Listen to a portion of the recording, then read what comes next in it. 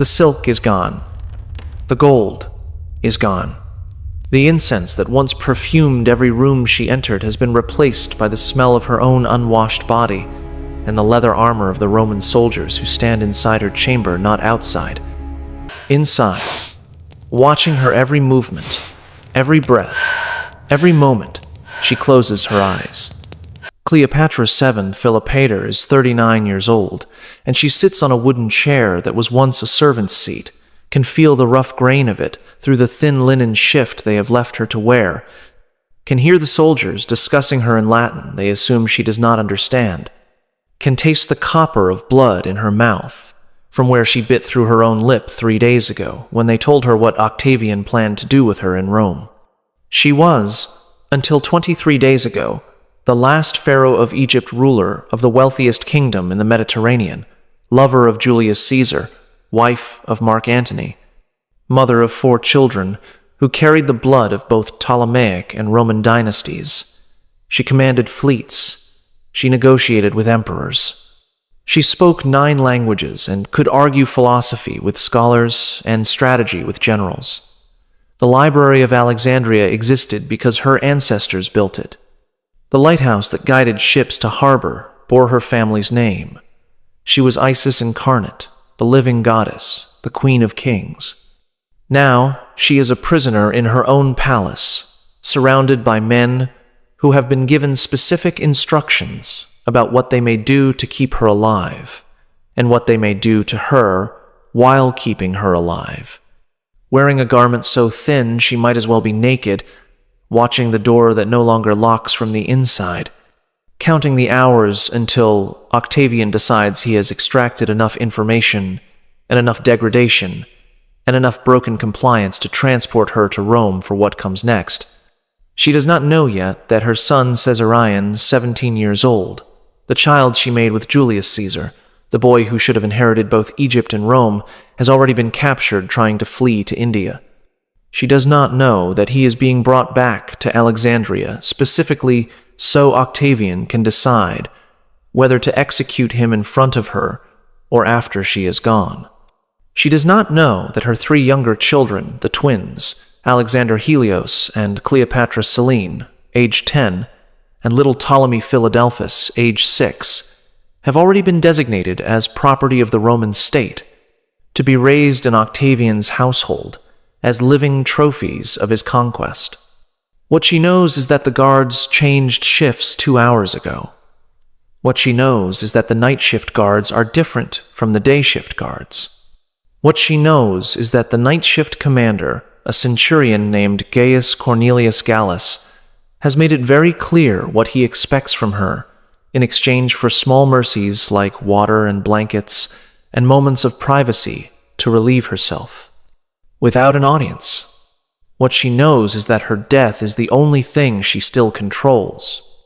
And what she does not yet know, what tonight you will learn, is that what happened to her in those final 23 days was worse than the romantic myths ever revealed.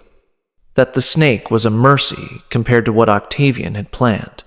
That the woman who chose her own death did so not from romantic despair, but from calculated understanding that the alternative was so horrific that oblivion was preferable. What you are about to learn has been deliberately buried for 2,000 years beneath romantic mythology that served Roman propaganda and Victorian fantasy. You know the story they taught you, the beautiful queen, the tragic love affair, the dramatic suicide with the asp at her breast.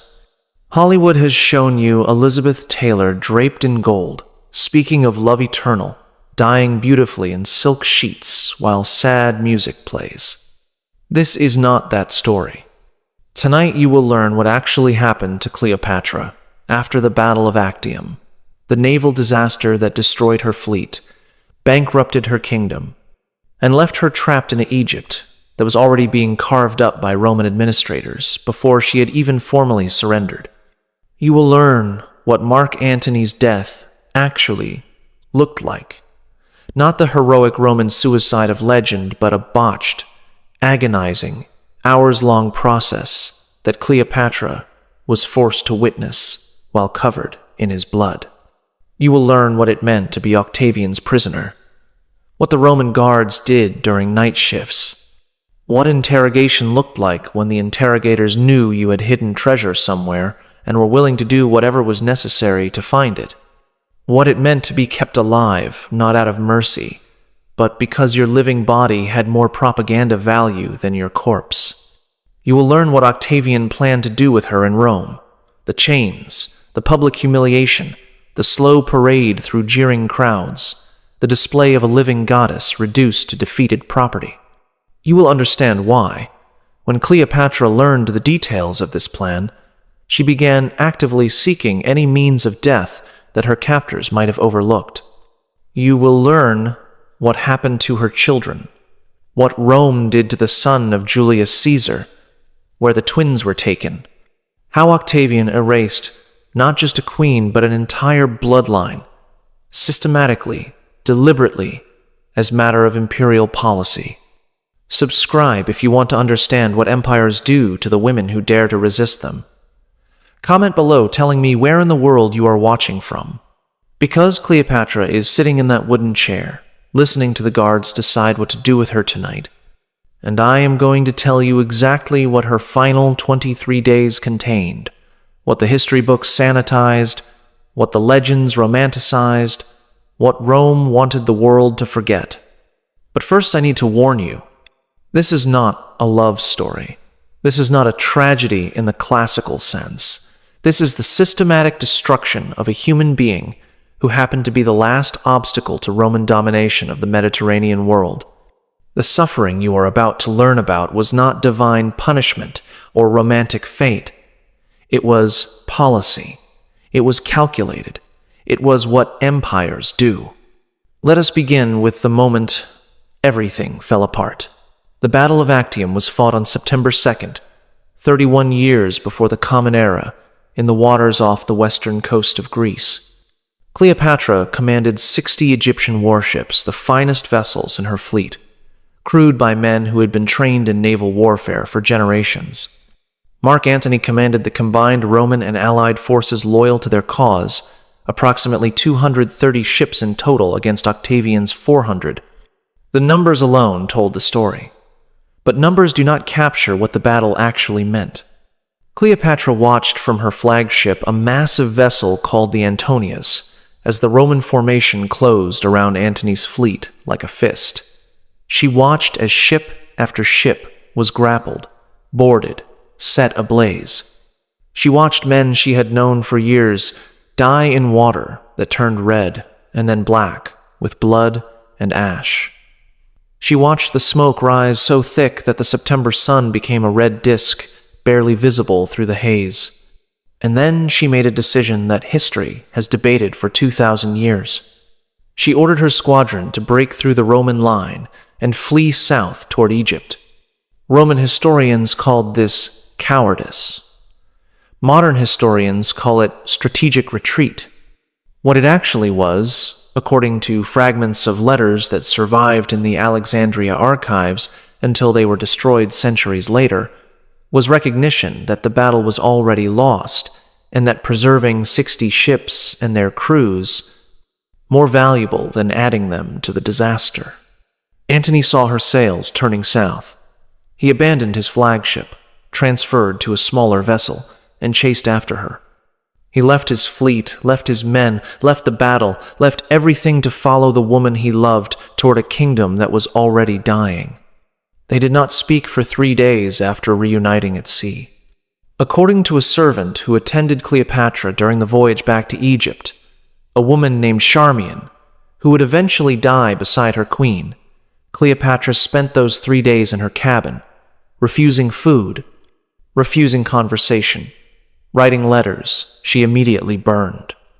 The servant's account, preserved in fragments quoted by later historians, describes the queen's state in clinical terms that modern psychologists recognize immediately. She does not sleep. She does not eat. She sits and writes and burns and writes again. When I enter to bring water, she does not seem to see me.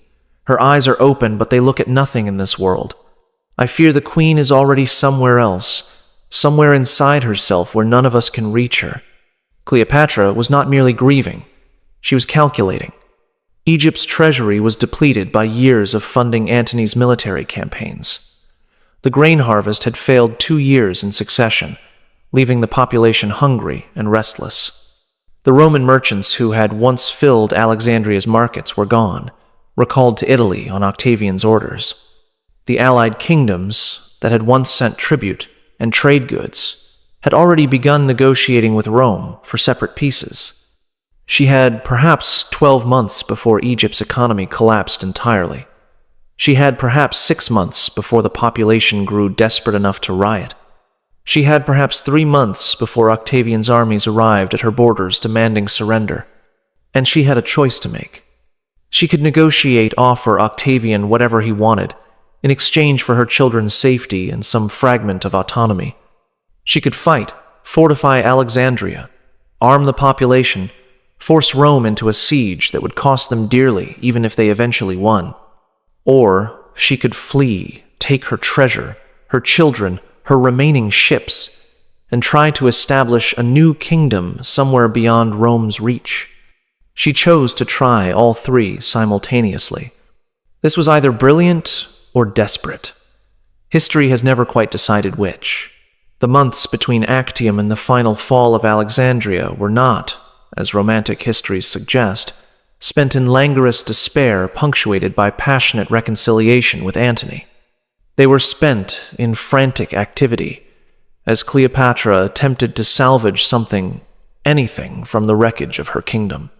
She sent her treasure fleet toward the Red Sea, planning to establish a supply line for potential escape to India.